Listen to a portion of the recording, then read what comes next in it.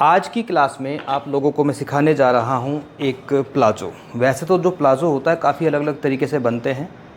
जैसा कि आप देख सकते हो यहाँ पर दो लोग खड़े हैं और दोनों की कुर्ती लगभग सेम है, एक जैसा डिज़ाइन है दोनों का। ये वाली कुर्ती तो मैंने आपको लास्ट क्लास में सिखाई थी। अब इसके साथ जो मैं प्लाजो आपको सिखाऊंगा वो कैसे बनाऊंगा। ये जो मैम है इन्होंने जो प्लाजो पहन रखा है इनका प्लाजो है बिल्कुल नॉर्मल, ठीक है। मैं प्लाजो इनका भी नॉर्मल बनाऊंगा, लेकिन बनाने का जो तरीका मैं इस बार थोड़ा अलग लेके आया हूँ आपके लिए।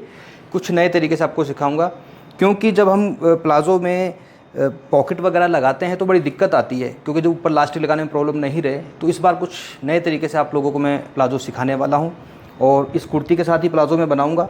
जनरली प्लाजो बनाने में जो फैब्रिक लगता है वो हमारा 2 मीटर या फिर किसी हाइट थोड़ी ज़्यादा हो तो 2.5 मीटर भी कपड़ा लग सकता है, लेकिन मेरे पास आज प्लाजो के लिए जो फैब्रिक है सिर्फ 1.5 मीटर है। अब 1.5 मीटर में से मैं प्लाजो कैसे बनाऊंगा, क्योंकि इसका अर्ज थोड़ा सा बड़ा है। अर्ज का मतलब होता है कपड़े की जो विड्थ है, कपड़े की जो चौड़ाई है वो थोड़ी सी ज़्यादा है। तो ये भी चीज़ आपको सीखने को मिलेगी, अगर थोड़ी सी कपड़े के अर्ज ज़्यादा हो तो किस तरीके से आप प्लाजो की कटिंग कर सकते हो और कैसे इसकी कटिंग होगी, कैसे स्टिचिंग होगी, ये आपको मैं सिखाऊँगा। और सिखाने से पहले आप लोगों को मैं बता देना चाहता हूँ कि 1 जुलाई से हमारा एक नया बैच स्टार्ट होने जा रहा है लाइव क्लासेस का। अगर आप भी हमसे घर बैठ के स्टिचिंग सीखना चाहते हैं, स्क्रीन के ऊपर आपको 2 नंबर दिखाई दे रहे होंगे, इन नंबर पे कॉल करके आप पूरे कोर्स की डिटेल्स हमसे ले सकते हो। तो अब शुरू करते हैं आज की क्लास और सीखते हैं कुछ नया। पैंट या प्लाजो बनाने के लिए हमें टोटल 5 मेजरमेंट चाहिए।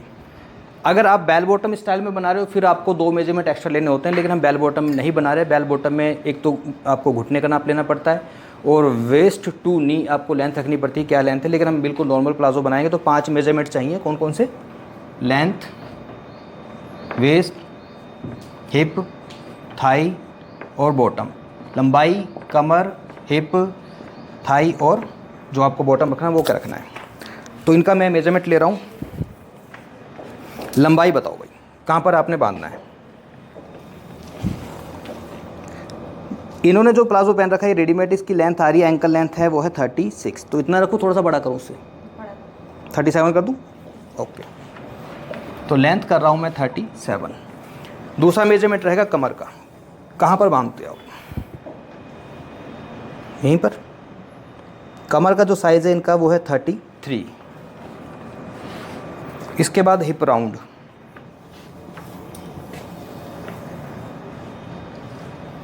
हिप राउंड इनका 36 है। थाई का मेजरमेंट लेते हैं। थाई का मेजरमेंट आपको कैसे लेना है, जब भी आप पैंट या प्लाजो का नाप लेते हो तो बिल्कुल कई बार क्या होता है, जो बिगिनर गलती ये करता है वो नीचे से मेजरमेंट लेता है, जबकि थाई हमारी यहाँ से आती है, इस जगह से बिल्कुल ऊपर से मेजरमेंट लेना है। इनकी फिक्स थाई कितनी है? 22। और बॉटम की बात करूँ तो जैसे ये बॉटम है इनका, ये भी प्लाजो, ये इनका है बॉटम 18 इंच। इतना करूँ, थोड़ा ज़्यादा करूँ? 20 कर दूँ। तो थाई है 22 और बॉटम है 20 इंच।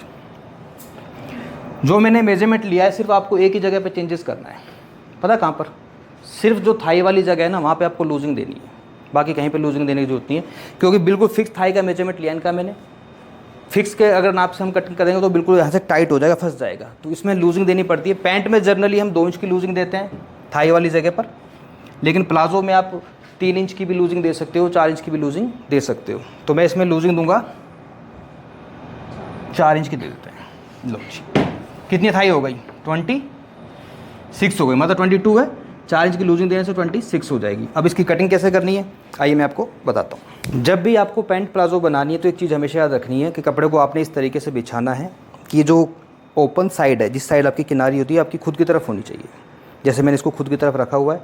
पहले मैं पैंट का फ्रंट वाला पार्ट निकालूंगा प्लाजो का, बाद में बैक वाला निकालूंगा। सबसे पहले नीचे आपको एक लाइन ड्रॉ करनी है बिल्कुल सीधी, जो नीचे से फोल्ड होगा। ये लाइन आप 2.5 से 3 इंच के बीच रख सकते हो। अगर कपड़ा कम है और भी आपके पास तो उसको कम भी फोल्ड कर सकते हो, लेकिन कम से कम 2.5 से 3 इंच का मार्जिन रखो नीचे फोल्ड करने के लिए। ये नीचे से मैं इसकी स्टार्टिंग कर रहा हूँ, बिल्कुल सीधी लाइन है ये। अब इसके बाद जो भी आपके प्लाजो की लंबाई है इसको मैं बनाऊँगा फुल इलास्टिक वाला। हमारे प्लाजो की जो लेंथ है वो है 37, ये लंबाई है। लेकिन इसमें मैं जो बेल्ट लगाऊँ, वो इलास्टिक वाली पट्टी लगाऊँगा वो अलग से लगाऊँगा मैं। एक तो होता है कि उसके साथ ही फोल्ड हो जाती है, वो वाला नहीं बना रहा मैं। हम आपको प्रोफेशनल तरीके से सिखा रहे हैं। उसमें पता क्या प्रॉब्लम आती है, उसमें कि आपके आसन में दिक्कत आती है, खिंचाव आता है, लेकिन इसमें खिंचाव नहीं आएगा। जो भी आपके पैंट या प्लाजो की लंबाई है उससे आपको 2 इंच लंबाई कम ले लेनी है। अब जैसे लंबाई 37 है तो हम लंबाई लेंगे 35। अब आप सोचोगे ऐसे तो लंबाई कम हो जाएगी, कम नहीं होगी। जो लंबाई मैंने 2 इंच कम की है वो बाद में आपकी बढ़ जाएगी जब इसके ऊपर मैं पट्टी को बढ़ाकर लगाऊंगा। ये हो गई 35 लेंथ। इसके बाद निशान लगाएंगे हम इनका क्रोच एरिया का। आसन निकालना है तो ये जो लाइन मैंने ड्रॉ कर रखी है ना, इसी लाइन से क्रोच एरिया लेंगे यहीं से। इनका हिप साइज़ कितना है? 36 का 1/4 क्या होता है? 9 पे निशान लगा दिया प्लस 2 इंच, कितना हो गया इस लाइन से? 11। आपको 11 पे लाइन ड्रॉ कर देनी है सीधी। सर उसी में से इलास्टिक का फोल्ड करते तो 3 इंच एक्स्ट्रा रखते ना। हाँ जी, लेकिन इसमें हम अलग से वो लेंगे। अब ये इनका क्या निकल गया? Crotch area. जो भी साइज हो सीधी लाइन से यहीं से उसका 1/4 लो और 2 इंच ऐड कर दो। अब इनका थाई का मेजरमेंट लेते हैं। थाई है इनकी 26, वैसे तो 22 है लेकिन 26 हो गई। तो 26 का हाफ कितना होता है? आपको 13 इंच पे निशान लगाना है। अब 13 इंच पे मैंने निशान यहाँ पे लगाया है तो नीचे भी आपको 13 इंच पे ही निशान लगाना है। ये मैंने निशान लगाया। अगर ऊपर से किसी का 14 आ रहा है, 15 है, उतना नीचे आपको निशान लगाना है। अगर 12 आ रहा है तो 12 पे नीचे निशान लगाना है, क्योंकि सेंटर इसका तभी निकलता है क्योंकि बॉटम कम है। अगर इसको मैं इस तरह से करूँ भाई, ऊपर से 13 है और बॉटम इनका है 20 इंच, मैं सोचूँ मैं यहाँ पे 20 पे निशान लगा दूँ तो उसकी जो शेप है ख़राब हो जाती है। एक साइड से तो सीधा है और एक साइड से क्रॉस आ रहा है तो वो हिस्सा खींचता है। हम इसका सेंटर से बॉटम निकालेंगे तो 13 इंच टोटल है। 13 का आधा कितना होता है? यहाँ से बॉटम निकलेगा। अब मोहरी इनकी रख रहा हूँ मैं 20 इंच, तो 20 का आधा होता है 10 और 10 का आधा होता है 5। 5 इंच इधर चले जाओ और 5 इंच इधर आ जाओ। इन दोनों निशानों को आपस में ऐसे मिला लो। किससे मिलाना है? लेग कर्व से। ये ज़रूरी है। अब इस लेग कर्व को खुद की तरफ फोल्ड कर लो।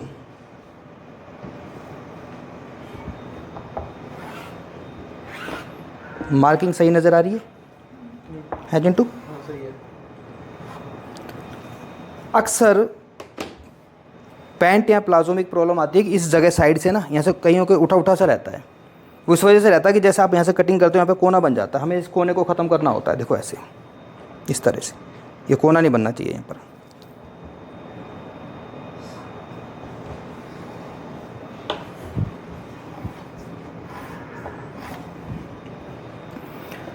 अब आते हैं इस क्रोच एरिया से अंदर। कितना अंदर आए होगे? 2 इंच। और इस लाइन को आपको सीधा लेकर जाना है ऐसे।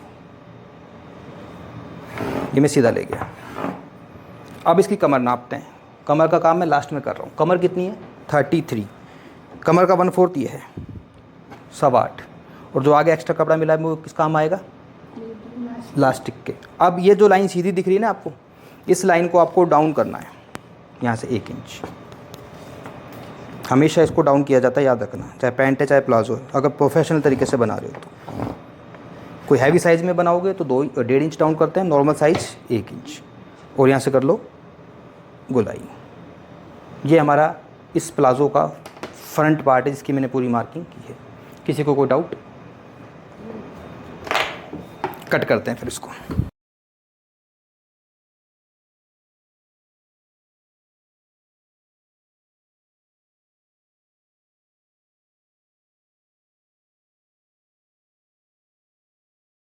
ये है प्लाजो का फ्रंट पार्ट। आपको लग रहा होगा आसन तो बहुत छोटा लग रहा है। छोटा नहीं है, एक्चुअली 2 इंच बढ़ जाएगा ये जब इस पे ऊपर वो पट्टी लगेगी। अभी पीछे से और बढ़ेगा ये। अब इस कपड़े को आप इस तरह से घुमा लो क्योंकि अब इसका बैक पार्ट निकालना है हमको। देखिए इसको इस तरीके से रखना है कि आपका आराम से ये बैक पार्ट निकलेगा। देखो इस साइड से मैं बढ़ा कर रखता हूँ हमेशा 2-2 इंच, आराम से निकल जाएगा। अगर मान लो थोड़ा हैवी साइज़ में होता फिर कैसे करते? क्योंकि हैवी साइज़ में तो इधर से निकलता ही नहीं, क्योंकि मान लो ये चीज़ बढ़ जाती तो फिर उसके लिए हमें ये कर सकते थे, इसको इस तरह से करते। ऐसे हैवी साइज़ का होता तो मैं इसको ऐसे रखता। अब वो पूरा का पूरा स्पेस मुझे वहाँ से मिल रहा है, देखो पूरा ऐसे भी कर सकते हैं। तो ऐसे कर लेते हैं, कोई दिक्कत नहीं है। अब हमें चेंजेस क्या करने हैं? देखो फ्रंट वाले पार्ट का आपको समझ में आ गया। बैक वाले की जब कटिंग की जाती है तो आपको 4 जगह से 2-2 इंच बढ़ाना है। एक तो क्रोच एरिया वाली जगह से, एक आपको बॉटम वाली जगह से कितना बढ़ाओगे? 2 इंच। बैक पार्ट हमेशा बड़ा होता है। इनको आपस में मिला दो।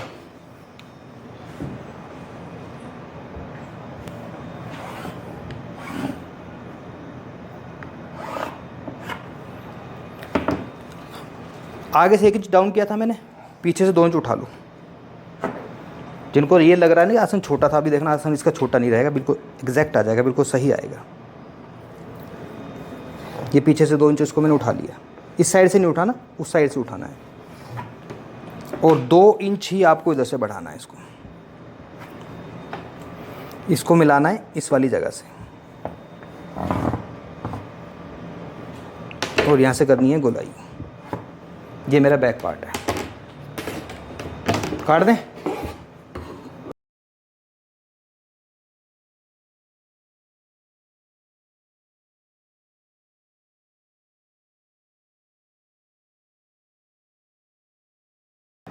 ये प्लाज़ो हमारा कट चुका है। अब प्लाज़ो को बनाना कैसे? सबसे पहले इसके दोनों फ्रंट पार्ट उठाएंगे आप। बैक वाले को कुछ नहीं करना। फ्रंट वाले 2 पार्ट हैं, इसमें मैं लगाऊंगा पॉकेट। पॉकेट के लिए मुझे मार्किंग करनी है इसमें, तो मार्किंग के लिए हम इसमें लगाएंगे क्रॉस पॉकेट। क्रॉस पॉकेट का सिस्टम ये होता है कि सबसे पहले तो आप इधर एक लाइन ड्रॉ कर लो, जितना सिलाई में आपका मार्जिन जाएगा, इतना मार्जिन सिलाई में जाएगा साइड से। इस जगह से टोटल 2.5 इंच की दूरी पे आपको एक निशान लगाना है, ऐसे। अब इतना मार्जिन ऊपर भी सिलाई में जाएगा, आधा इंच के करीब। इधर भी निशान लगा लो, आधा इंच इधर लगा दिया, आधा इंच इधर लगा दिया। टोटल मैंने निशान लगाया है 2.5 पर। पॉकेट में हाथ डालने के लिए जो टोटल स्पेस चाहिए वो चाहिए आपको 6 इंच का। तो यहाँ से आपको 6 इंच पे निशान रखना है, और ये देखो कहाँ पर आ रहा है, यहाँ पर आ रहा है, इस जगह पर। तो आपने इस तरह से इसको 6 इंच पर जाके निशान को मिलाना है, ऐसे। Cross pocket. अब ये निशान मुझे दूसरी साइड भी लगाने, तो उसको मैं ऐसे कैसे उठाऊंगा? दूसरी साइड भी मेरे निशान लग जाएंगे, क्योंकि मैं दोनों ही साइड इसमें पॉकेट लगाने वाला हूँ। ये निशान मेरे इस साइड में भी लग चुके हैं। अब पॉकेट की कटिंग करते हैं। जनरली जो पॉकेट हमारी होती है उसका जो साइज़ होता है वो होता है हमारा, लगभग पॉकेट की जो लंबाई होती है 14.5 या 15 इंच आप रख सकते हो, और उसकी चौड़ाई 12 या 13 इंच के करीब आप रख सकते हो। तो पॉकेट की लंबाई ले रहा हूँ मैं 15 इंच, और चौड़ाई रखूँगा इसकी मैं इतनी 12, 12.5, 13 इंच आप रख सकते हो।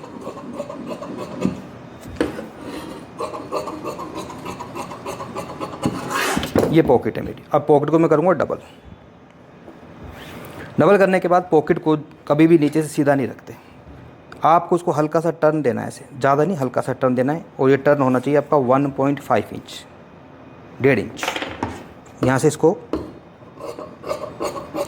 कट कर दूँगा, और ये दोनों की दोनों पॉकेट मेरी कट चुकी हैं।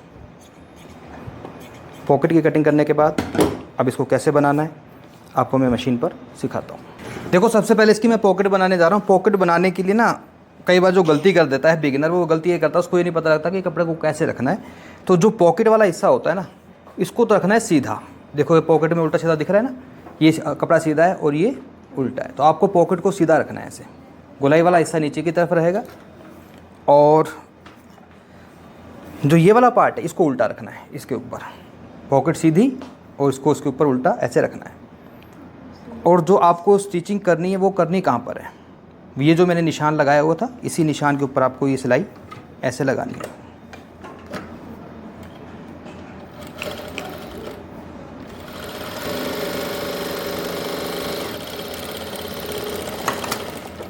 इस सिलाई को लगाने के बाद अब ये जो कपड़ा है, ये वाला अंदर जो कपड़ा है, इसको चाहो तो आप कट भी कर सकते हो। अगर कट नहीं करना तो आप इसको कट मत करो, इसको अंदर के अंदर ऐसे रखो। और सारा का सारा कपड़े को किस साइड करना है? पॉकेट की साइड। और यहाँ पर एक स्टिचिंग करनी है आपको, जिसे बोलते हैं टॉप स्टिच। मार्जिन किस साइड किया मैंने? पॉकेट की साइड में।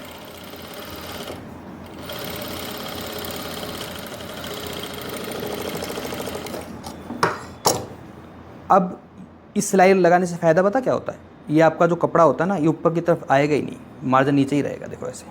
अब इसके ऊपर आप सिलाई लगा लो इस तरह से।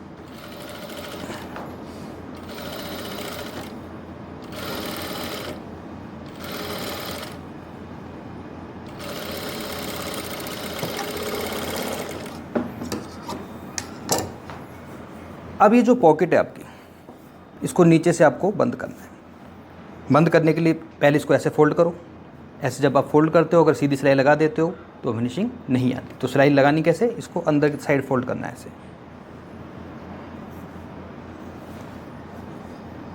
एक इंच टेप दे देंगे।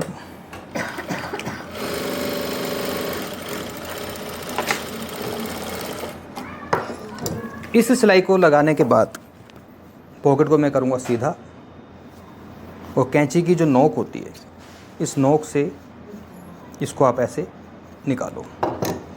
अब इसके ऊपर भी एक सिलाई लगा लेते हैं।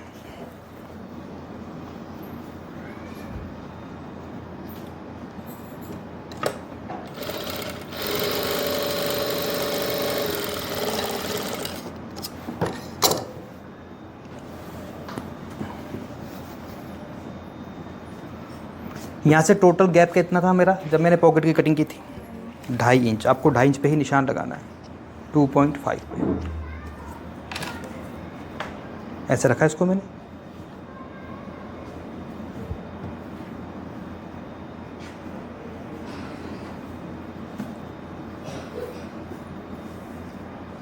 और ये सिलाई आपको ऐसे लगानी है।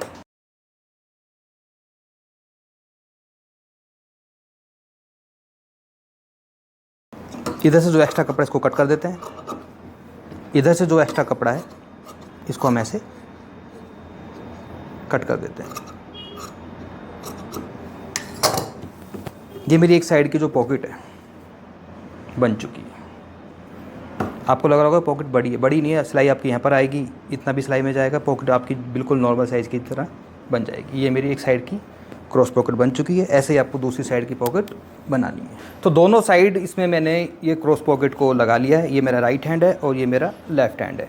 दोनों साइड पॉकेट को लगाने के बाद अब इसका जो क्रोच एरिया इसको हम आपस में जोड़ेंगे। बिल्कुल सिंपल इस तरह से इसको रखना है और इस तरह से ये सिलाई को यहाँ पर लगाना है। ये सिलाई आपको यहाँ पर लगानी है। और इसी तरह से जो बैक वाला पार्ट है इसका, उसके भी क्रोच एरिया को हमने आपस में ये सिलाई लगा के जोड़ लेना है। इस सिलाई को लगाने के बाद आगे फिर हम बढ़ते हैं। ये इसका बैक पार्ट है, इसका क्रोच एरिया की मैंने स्टिचिंग की है। इसको रख लिया मैंने इस तरह से सीधा, और फ्रंट वाले पार्ट की भी मैंने क्रोच एरिया की स्टिचिंग करने के बाद इसको ऊपर रखना है मैंने उल्टा ऐसे।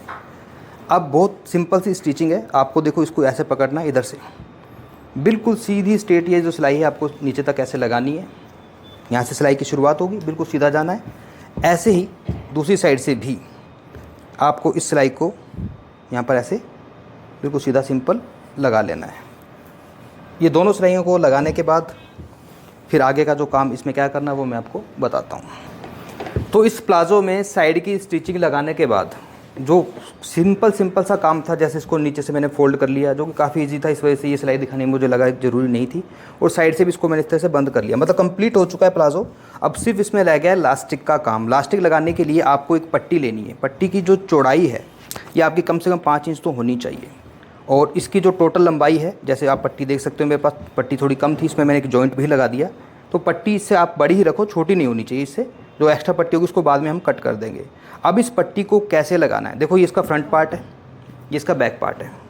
आपको बैक वाले पार्ट से इसकी शुरुआत करनी है।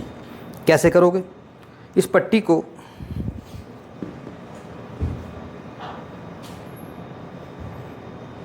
आपने यहाँ से सिलाई की शुरुआत करनी है, इस जगह से। ये जो जॉइंट दिख रहा है ना आपको, ये वाला, इस जॉइंट से सिलाई की शुरुआत करनी है आपको। इस साइड थोड़ा सा बिल्कुल पास नहीं रखना, थोड़ा सा कपड़ा आपको एक्स्ट्रा रखना है, 1/2 इंच का, ये वाला जैसे मैं रख रहा हूँ। और इस सिलाई को आप ऐसे लगाओगे कंटिन्यू। और जैसे सिलाई को लगाते हो आगे आपको क्या करना है वो मैं आपको बताता हूँ मशीन पर।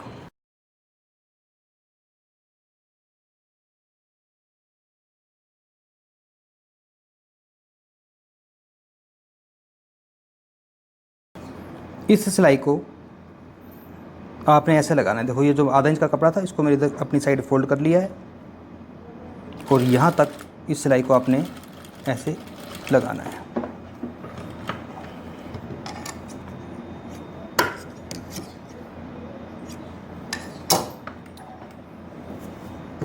इस सिलाई को लगाने के बाद अब ये जो कपड़ा है जो एक्स्ट्रा इधर से निकल रहा है ये वाला, इस कपड़े को तो आप कट कर दो यहाँ से।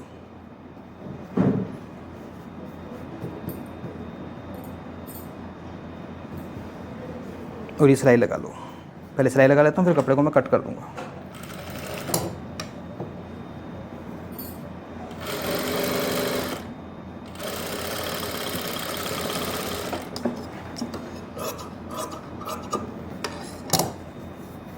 तो ये मेरी पट्टी कुछ इस तरह से आपको देखने को मिलेगी, तो यहाँ पर लग चुकी है।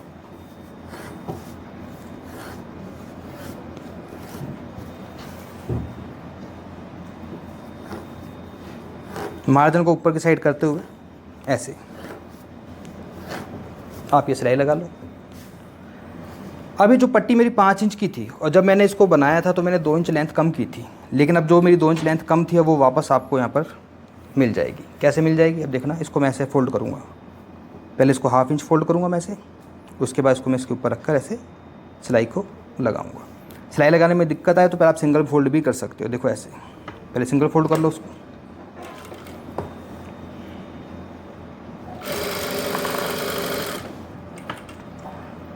अब बस ये करना है आपको कि ये फोल्ड तो हो ही चुका है, यहाँ पर इसको ऐसे रखना है और आपको सिलाई की शुरुआत करनी है। सिलाई जब आप लगाओगे तो बिल्कुल इसी सिलाई के ऊपर आपकी सिलाई आनी चाहिए। देखो ऐसे। और सिलाई लगाते एक चीज़ का ध्यान रखना है, जैसे मैं सिलाई को लगाऊंगा तो जब आप इस सिलाई को ख़त्म करोगे तो ख़त्म करते समय जैसे मैंने सिलाई की शुरुआत यहाँ से करी है, तो इस सिलाई को आपने यहीं पर लाके ख़त्म नहीं करना, आपको थोड़ी दूरी पर आकर रुक जाना है। थोड़ा सा 2 से 3 इंच का गैप रखना है ताकि इस जगह से इसके अंदर मैं इलास्टिक डालूंगा और बाद में इसको मैं बंद करूंगा। तो इस सिलाई को मैं कंटिन्यू करता हूँ। तो जैसा कि आप देख रहे हो कि इसकी जो पट्टी थी उसको मैंने लगा लिया। लगाने के बाद मैंने थोड़ा सा स्पेस रखा है यहाँ पर, क्योंकि यहाँ से मुझे इलास्टिक इसके अंदर डालनी है। अब इलास्टिक कितनी लेनी है, जितनी भी आपकी कमर होती है। जैसे हमारी कमर का साइज़ है कितना 33, तो अगर नॉर्मल साइज़ है, किसी की कमर 30, 32, 34, 36 तक है तो आप 6 इंच इलास्टिक कम रखो। लेकिन अगर किसी की कमर ज़्यादा है, मान लो 40 है, 42 है, तो आपको इलास्टिक का साइज़ और कम करना पड़ेगा। कम से कम 8 इंच इलास्टिक आपको कम लेनी पड़ेगी। हमारा साइज़ है 33, तो 33 में यह है 33 जो आ रही है मेरी, ये फिक्स कमर है। अब इसमें से मुझे 6 इंच कम करना है। ये 6 इंच मैंने कम कर दिया। कितना बचा, ये बचा टोटल 27। तो 27 इंच की इलास्टिक इसके अंदर लगेगी। इलास्टिक लगाना बहुत आसान है। आपको एक सेफ्टी पिन लेनी है, 1.5 इंच चौड़ी इलास्टिक ले रहा हूँ मैं। ये जो जगह मैंने छोड़ी थी, यहाँ से एक छोर से इस इलास्टिक को मैं इसके अंदर ऐसे डालूँगा और दूसरे छोर से इसको मैं यहाँ से निकालूँगा।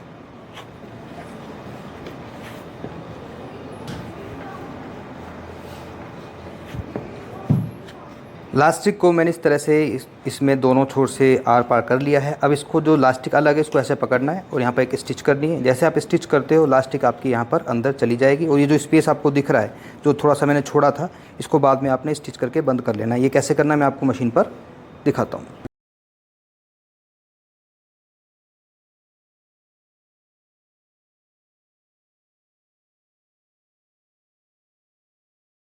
अब देखो इलास्टिक को मैंने इसके अंदर लगा लिया। अब इलास्टिक को पूरी अच्छी तरीके से इसमें चारों तरफ ऐसे खींच के रखना है आपको, ताकि इसकी जो गैदर्स हैं सभी जगह इक्वल हो सकें। जैसे देखो मैंने इसको पूरा खींचा, अब इलास्टिक पूरी सब जगह पे इसकी गैदर्स बराबर आ चुकी हैं।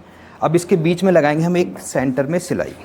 अब सेंटर की जो सिलाई है आप कहीं से भी शुरू कर सकते हो, आगे से पीछे से, कोई इशू नहीं है। और लगानी कैसे है, देखो ये इलास्टिक बीच में है, यहाँ से बैक साइड से मैं स्टिचिंग शुरू करूँगा। और इलास्टिक को जब आप लगाते हो तो इलास्टिक लगाते समय आपकी जो नीडल है वो बिल्कुल सेंटर में नीचे होनी चाहिए। जैसे मैंने इसको नीचे रखा हुआ है। कई बार क्या होता है आप सोचोगे फुट से वो दब जाएगा, फुट से नहीं दबता, वो जैसे पीछे खींचोगे तो वो निकल जाता है। तो ये सुई इसको रोक के रखती है। अब जैसे इसको रोक कर रखा हुआ है मैं खींच रहा हूँ, कोई दिक्कत नहीं है। अब सिलाई देखो मैं कैसे लगाऊंगा।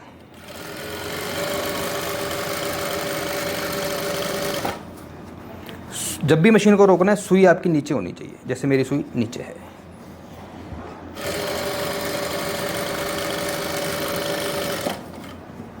पीछे से भी खींच के रखना है और आगे से भी इलास्टिक को खींच के रखना है ऐसे।